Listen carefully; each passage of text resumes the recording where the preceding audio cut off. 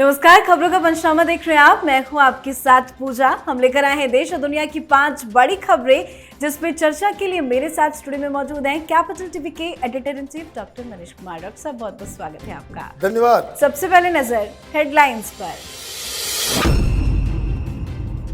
देश आज मना रहा 75वां गणतंत्र दिवस। फ्रांस के राष्ट्रपति बने मुख्य अतिथि। नारी शक्ति का पराक्रम, सैन्य बलों का प्रदर्शन, समृद्ध सांस्कृतिक विरासत की भव्यता, भव्य झांकियां। कर्तव्य पथ पर दुनिया ने देखा भारत की ताकत का अद्भुत नजारा। भगवान राम वाला साफा पहन कर्तव्य पथ पर मैक्रो से मिले पीएम मोदी। दिखा मोदी मैक्रो के बीच जबरदस्त याराना। पीएम मोदी ने मैक्रो को गिफ्ट किया राम मंदिर का मॉडल। मैक्रो बोले, अयोध्या जाना ही पड़ेगा। बिहार की राजनीति में बड़ा धमाका। आरजेडी को किनारा कर बीजेपी के साथ सरकार बना सकते हैं नीतीश कुमार। नीतीश बने रहेंगे सीएम। बीजेपी से बनेंगे 2 डिप्टी सीएम। 28 जनवरी को शपथ ग्रहण की खबर। बिहार में उठापटक के बीच लालू और तेजस्वी यादव हुए एक्टिव। बैठकों का दौर जारी। नीतीश के एक्शन प्लान से विपक्षी गठबंधन में भी हलचल तेज। ज्ञानवापी केस में एसआई की रिपोर्ट में बड़ा खुलासा। ज्ञानवापी में बड़ा हिंदू मंदिर मौजूद। रिपोर्ट में मंदिर होने के मिले 32 सबूत। शिव के 3 नाम, खंडित मूर्तियां भी मिली। खबरों की शुरुआत में सबसे पहले आप सभी को गणतंत्र दिवस की हार्दिक शुभकामनाएं। देश आज अपना 75वां गणतंत्र दिवस मना रहा है। ये दिन हमारे देश के लिए एक विशेष दिन है, जब हम अपने स्वतंत्रता संग्राम में शहीद हुए शहीदों को याद करते हैं और अपने देश के विकास और उन्नति का जश्न मनाते हैं। आज सुबह प्रधानमंत्री नरेंद्र मोदी ने वॉर मेमोरियल पर शहीदों को श्रद्धांजलि अर्पित की। इसके बाद पीएम मोदी परेड देखने के लिए कर्तव्य पथ पर पहुंचे। इस बार फ्रांस के राष्ट्रपति इमैनुअल मैक्रो मुख्य अतिथि के तौर पर मौजूद रहे। इंडिया गेट के कर्तव्य पथ पर भव्य परेड का आयोजन किया गया था। परेड के साथ ही अलग अलग राज्यों की रंगीन झांकियां और विविध सांस्कृतिक कार्यक्रम की झलक भी देखने को मिली। इस बार का समारोह कई मायनों में खास रहा और रिपब्लिक डे परेड में भारत की महिला का पराक्रम, सैन्य ताकत से लेकर समृद्ध सांस्कृतिक विरासत की भव्यता देखने को मिली। आज का दिन भारत के लिए कितना खास? देखिए, बिल्कुल ही खास दिन है। ये गणतंत्र दिवस हम लोग मनाते हैं वो इसलिए कि हिंदुस्तान में एक डेमोक्रेसी है और यहाँ पे रूल ऑफ लॉ है और संविधान के मुताबिक हम चलते हैं। जिस संविधान को स्वतंत्रता सेनानियों ने मिलके पास किया था, पारित किया था, और ये हमारे लिए सबसे हाईएस्ट वैल्यू है जिसके आधार पे हिंदुस्तान में सरकारें चलती है। रिपब्लिक डे परेड हमेशा कुछ न कुछ अनोखा वहां होता है। आज देश की बेटियों ने जलवा बिखेर दिया। जिस तरीके से पहली बार ऐसा हुआ है कि पूरा का पूरा कंटिंजेंट वुमेन का है। फिर मोटरसाइकिल पे जो करतब, जो बहुत ही डिफिकल्ट माना जाता है, बेटियां कर रही थी। और जो आसमान में जो गरज रहे थे विमान, मेक इन इंडिया का स्टैंप लगा हुआ था। झांकियां, उसके ऊपर राजनीति, सारी चीजें हुई अपनी जगह पे, लेकिन जिस तरीके से पूरा समारोह कंडक्ट किया गया और मैक्रो साहब ने जिस तरीके से इसकी इज्जत अफजाई की, वो काबिल तारीफ है। फख्र होना चाहिए हिंदुस्तान के हर लोगों को कि एक ऐसा देश है हम जिस पे पूरी दुनिया की निगाह टिकी हुई है, इकॉनमी टिकी हुई है। हिंदुस्तान एक ग्लोबल लीडर के रूप में उभर रहा है और इसलिए ये जो रूल ऑफ लॉ, ये जो हम रिपब्लिक है, ये हमें बचा करके रखना होगा। जी, तो कर्तव्य पथ पर दुनिया ने देखा भारत की ताकत का अद्भुत नजारा। साथ ही पीएम मोदी और मैक्रो के बीच जबरदस्त याराना भी नजर आया। फ्रांस के राष्ट्रपति आज मुख्य अतिथि थे। उन्होंने बड़ी दिलचस्पी के साथ पीएम मोदी के साथ बैठकर परेड और कार्यक्रम को देखा। काफी खुश भी नजर आए।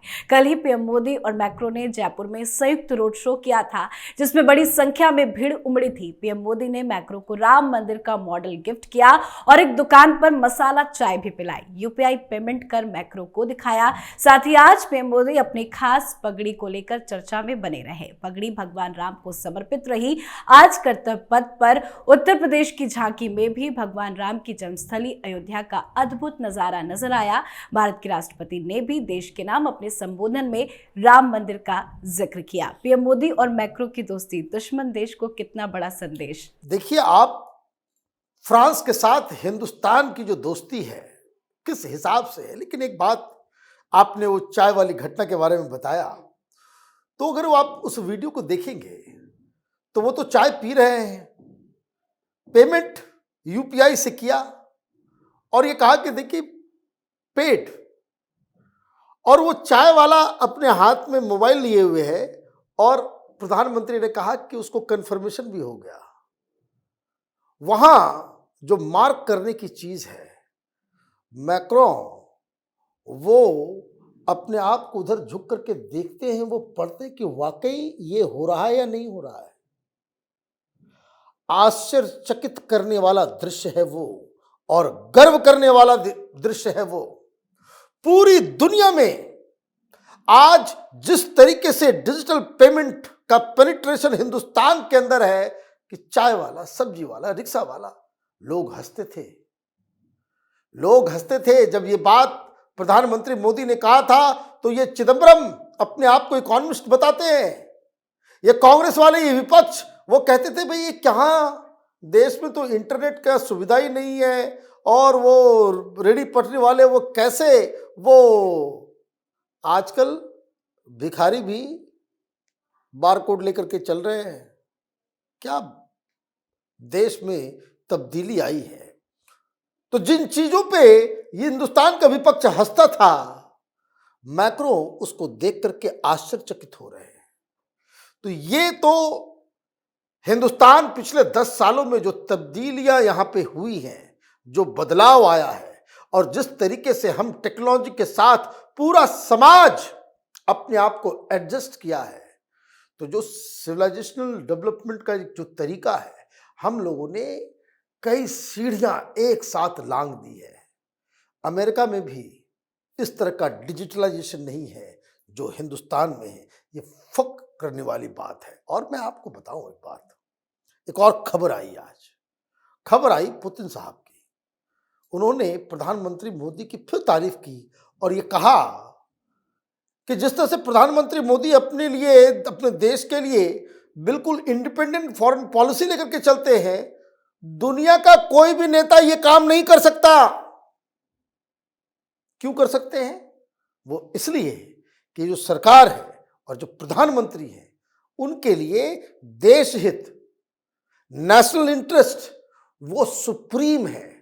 तो वही जो आदमी जिसके अंदर इस तरह का एलिमेंट होता है, तो मैक्रो हो या पुतिन हो या कोई भी हो, उसके सामने नतमस्तक होता ही है। जी, अब बात करते हैं बिहार की राजनीति की, जहां कभी भी किसी भी वक्त सरकार पलट सकती है। बिहार की राजनीति में भूचाल आ गया है, जबरदस्त हलचल तेज है, और आज बड़ी खबर ये सामने आई कि नीतीश कुमार का इस्तीफा देना तय है। नीतीश कुमार बीजेपी के साथ मिलकर सरकार बनाने की पूरी तैयारी कर चुके हैं और तौर तारीख भी सामने आ गई है। खबर है कि 28 जनवरी को बिहार में नई सरकार का शपथ ग्रहण होना है। नीतीश कुमार मुख्यमंत्री बने रहेंगे और बीजेपी की तरफ से 2 डिप्टी सीएम बनाए जाने की खबर सामने आ रही है। क्या वाकई में नीतीश कुमार पलटी मारेंगे? पलटी मार चुके, अब उसमें कोई शको सुबह की कोई गुंजाइश ही नहीं है। आज 2 कार्यक्रम हुए। एक कार्यक्रम गांधी मैदान में, जहां पे फॉर्मल रिपब्लिक डे सेलिब्रेट किया जाता है, और दूसरा गवर्नर साहब रिपब्लिक डे के ऊपर हाई टी के लिए तमाम लीडर्स, नेताओं को बुलाते हैं। तो जो सवेरे कार्यक्रम हुआ गांधी मैदान में, तो मुख्यमंत्री के बगल में जो डिप्टी सीएम का जो कुर्सी थी, वहां तेजस्वी आए तो जरूर, लेकिन वहां साथ में ना बैठ के वो साइड में बैठे, दूरी बन गई। अब शाम में जब हाई टी की पार्टी होती है, तो गवर्नर की सीट, मुख्यमंत्री की सीट, बगल में डिप्टी सीएम की सीट, सबके आगे नाम लिखा हुआ। वहां नीतीश कुमार के बगल में जाकर के बैठ जाते हैं अशोक चौधरी, और सिर्फ बैठते ही नहीं है, वो तेजस्वी का लिखा हुआ नाम जो था उठा करके साइड में रख देते हैं पूरे मीडिया के सामने। तो दूरी तो बनी गई है, सब कुछ खत्म हो गया है। बीजेपी के साथ वो फिर से चुनाव लड़ने वाले हैं। लोग अभी वहां पे सरकार बनेगी, बताया जा रहा है कल वो इस्तीफा देंगे और परसों फिर वो शपथ भी ले लेंगे और शपथ लेने के बाद फिर बहुमत भी वो साबित करेंगे। और इसके लिए लगातार बीजेपी की तरफ से भी मीटिंग्स हो रही हैं। बीजेपी के लीडर्स ने कह दिया कि दरवाजे अब खुल गए हैं, जो नीतीश कुमार के लिए दरवाजे बंद थे उसको खोल दिया गया है। तो अब तो इसमें कोई कंफ्यूजन की बात ही नहीं है। वो बात इसलिए नहीं है कि इतना सारा कुछ मीडिया में चल रहा है और अगर उसमें जरा सा भी कोई कंफ्यूजन भी होता, आरजेडी जेडीयू के लीडर सामने आकर के कहते कि ऐसी कोई बात नहीं है, सब लोग चीजों को टाल रहे हैं। तो बिहार में सत्ता परिवर्तन हो रहा है, वहां पे जो महागठबंधन की जो सरकार चल रही थी अब वहां पे एनडीए की सरकार होगी। कई सारे जो पुराने मंत्री थे 2022 से पहले वो फिर से बनेंगे। डिप्टी सीएम दो नाम आ रहा है कि एक रेणु देवी और दूसरा सुशील मोदी, जो पहले डिप्टी सीएम हुआ करते थे, नीतीश कुमार के समकक्ष लीडर माने जाते हैं। तो ये बदलाव होना ऑलमोस्ट तय है। जी, तो बिहार की राजनीति में भूचाल आ गया है। नीतीश कुमार के पक्का पलटी मारने की खबर है, जिसको लेकर विपक्षी गठबंधन में भी घमासान की खबरें सामने आ रही हैं। बयानबाजियों का दौर शुरू हो चुका है। तेजस्वी और लालू यादव नीतीश कुमार के एक्शन प्लान को लेकर काफी ज्यादा एक्टिव हो गए हैं। आरजेडी भी जोड़ तोड़ के समीकरण को तलाश रही है। खबरों के मुताबिक लालू ने मांझी के बेटे को डिप्टी सीएम के पद का ऑफर दिया था, जिसे संतोष मांझी ने खारिज कर दिया। तो वहीं अखिलेश यादव अब कह रहे हैं कि नीतीश कुमार यहां रहते तो पीएम बन सकते थे। तो कांग्रेस पार्टी का कहना है कि नीतीश कुमार को षड्यंत्र में फंसाने की कोशिश कर रही है बीजेपी। नीतीश कुमार के एक्शन प्लान से क्या कुछ चल रहा है आरजेडी और विपक्षी गठबंधन में? देखिए, नीतीश कुमार राजनीति में कोई समाज सेवा करने के लिए नहीं है। उनका एक ही ध्येय था कि बेटे को कैसे सेट किया जाए, कैसे उसको मुख्यमंत्री बना दिया जाए। और लालू यादव ये भी जानते हैं कि ये एक गोल्डन मोमेंट था कि जहां महागठबंधन माइनस नीतीश कुमार वो 114 सीट तक पहुंचे हुए हैं। फिर कभी इतना सीट हो पाएगा या नहीं हो पाएगा वो तो भविष्य के गर्भ में है, लेकिन सिर्फ 8 संख्या कम है। और लालू यादव के रहते हुए वो 8 लीडर्स को नहीं तोड़ पाते हैं, विधायक को नहीं तोड़ पाते हैं, तो नीतीश कुमार ने तो ठगा ही। इनकी राजनीतिक साख के ऊपर भी सवाल खड़े हो जाएंगे कि लालू के रहते उनके नाक के नीचे उसके बेटे से कुर्सी छीन ली गई और लालू यादव जो अपने आप को इतना बड़ा 30 मार खा समझते हैं वो ये काम नहीं कर पाए। तो ये आप समझिए सबका टेस्ट हो रहा है। सबसे बड़ी चीज, नीतीश कुमार की पार्टी को तोड़ने की पूरी साजिश, पूरी कोशिश लालू यादव ने की। वहां वो हारे, उन्होंने मांझी के बेटे को पकड़ा, मांझी को अपनी तरफ खींचने की कोशिश की, लेकिन वो भी प्लान चौपट हो गया क्योंकि कल रात ये प्लान लीक आउट होता है और बीजेपी के कुछ लीडर जाकर के बातचीत करते हैं मांझी साहब से, तो वो प्लान भी खत्म हो जाता है। रही बात इंडिया गठबंधन की, तो ये राहुल गांधी क्या कर सकते हैं? इनके हाथ में क्या है? कुछ नहीं है। अखिलेश बाबू बयान दे रहे हैं कि भाई इधर प्रधानमंत्री रह सकते थे। अरे भाई पहले सीट तो तय कर लो, लोगो तो तय कर लो, मुद्दे तो तय कर लो। आपस में तो बातचीत हो नहीं पा रही है और प्रधानमंत्री बनाने का जो है सपना देखना शुरू कर दिया इन लोगों ने। भाई यूपी में 4-5 सीटें आएंगी या नहीं आएंगी पता नहीं अखिलेश यादव को, और प्रधानमंत्री कौन होगा आप तय करने चाह रहे हो। दरअसल दिक्कत क्या है परिवारवादी पार्टियों के, कि जो दादा परदादा करके चले गए, पिताजी करके चले गए, उसी की कमाई ये लोग खा रहा है। अपने से जमीन तलाशना हो तो ये सब तो कहीं के नहीं रहे। नीतीश कुमार पलटी मारते हैं, पलटी मारते रहेंगे, आगे भी पलटी मारेंगे, इसमें कोई शक्को सुबह की बात नहीं है। तो जब आप इंडिया गठबंधन में उसको ले रहे थे तो ये आश्वासन क्यों दिया? क्यों संयोजक नहीं बनाया? क्यों उनको पीएम का चेहरा नहीं बनाया? वो बार बार पिछले 8 महीने से वो सिग्नल दे रहे हैं, पोस्टर लग रहा है, नारेबाजी हो रही है। आपकी गलती, आपको समझ में नहीं आया कि आपका अलायंस पार्टनर क्या चाहता है, और उसको ये लग रहा है कि उसके साथ धोखा हुआ है, वो आपको छोड़ के कहीं और जा रहा है। एक बात तो तय है, वो वहां जा रहे हैं एनडीए में पीएम की कोई वैकेंसी नहीं है, लेकिन फिर भी वो वहां जा रहे हैं, तो कुछ सोच के ही जा रहे होंगे। जी, आज की आखिरी खबर में बात एक ऐसी खबर की जिसके सामने आने के बाद हर हर महादेव की गूंज चारों तरफ सुनाई दे रही है। हिंदुओं में जबरदस्त उत्साह है क्योंकि बाबा के मिलने के सबूत सामने आ गए हैं। ज्ञानवापी केस में एएसआई की सर्वे रिपोर्ट सामने आ गई है जिसमें मंदिर के साक्ष्य मिलने का दावा किया गया है। असल में एएसआई ने दोनों हिंदू और मुस्लिम पक्ष को अपनी रिपोर्ट सौंप दी है। रिपोर्ट के मुताबिक कुल 32 ऐसे प्रमाण मिले हैं जो वहां पर मंदिर होने के सबूत पेश करते हैं। खुलासा तो यह भी हुआ है कि कई ऐसे खंबे मौजूद हैं जो असल में मंदिर के थे, लेकिन उनका इस्तेमाल ज्ञानवापी मस्जिद को बनाने में किया गया। 839 पन्नों की रिपोर्ट में स्वास्तिक के निशान, नाग देवता, कमल पुष्प, टूटी हुई हिंदू देवी देवताओं की मूर्तियों का भी जिक्र किया गया है। रिपोर्ट के सामने आने के बाद हिंदू पक्ष में खुशी की लहर है तो मुस्लिम पक्ष ने आगे कानूनी लड़ाई की बात कही है। अब तो रिपोर्ट भी सार्वजनिक कर दी गई है, बाबा मिल गए हैं, अब आगे क्या? देखिए 32 सबूत मिल रहे हैं, शिवलिंग मिल रहा है, गणेश भगवान मिल रहे हैं, वहां पे कमल, वहां पे ओम, वहां पे त्रिशूल, मूर्तियां मिल रही हैं। और सबसे बड़ी बात, भाई औरंगजेब ने बनाया, मंदिर तोड़ के बनाया, हाँ या नहीं? वहां की दीवारें तो चीख चीख के कह रही कि यहां मंदिर था, लेकिन फिर भी कानूनी प्रक्रिया से चीजों को करना है। ये कोई पाकिस्तान होता, अफगानिस्तान होता, कोई दूसरे धर्मों का वो पवित्र स्थल होता और ये मालूम होता कि भाई मस्जिद तोड़ के बनाई गई है, तो इतने कानून पचड़ा में नहीं जाते लोग जाते, कब्जा करते, अपने हिसाब से मस्जिद बना डालते।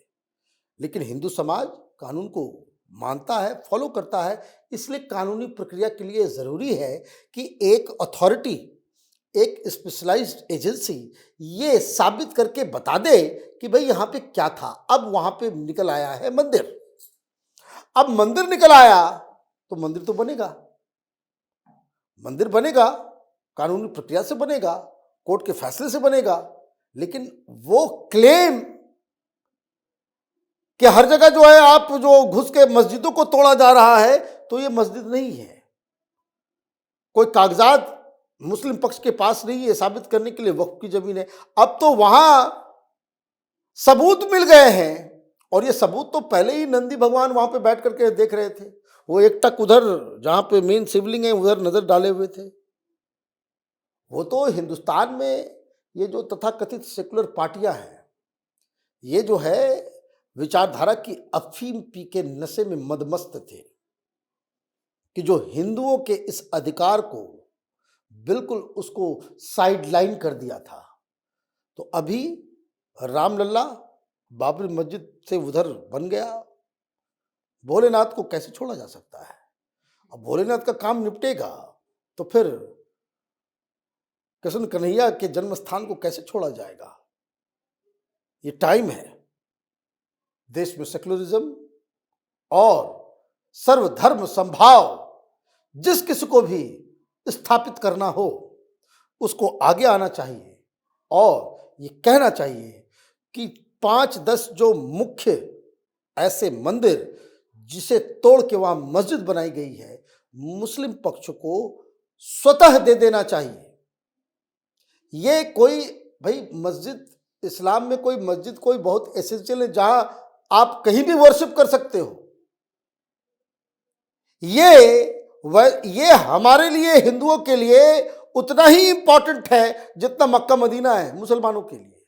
तो अब तो कानूनी लड़ाई होगी, लेकिन एक जिस रिपोर्ट से हिंदुओं का जो अधिकार है, हिंदुओं का जो दावा था, उसको 100% उसको पुष्टि हो गई है। जी, बहुत बहुत धन्यवाद सर बातचीत के लिए। धन्यवाद। खबरों का पंचनामा में आज के लिए फिलहाल इतना ही। देश विदेश की बाकी खबरों और उनके सटीक एनालिसिस के लिए देखते रहिए कैपिटल टीवी। में लाइक कीजिए, शेयर कीजिए और कैपिटल टीवी को सब्सक्राइब कीजिए। नमस्कार।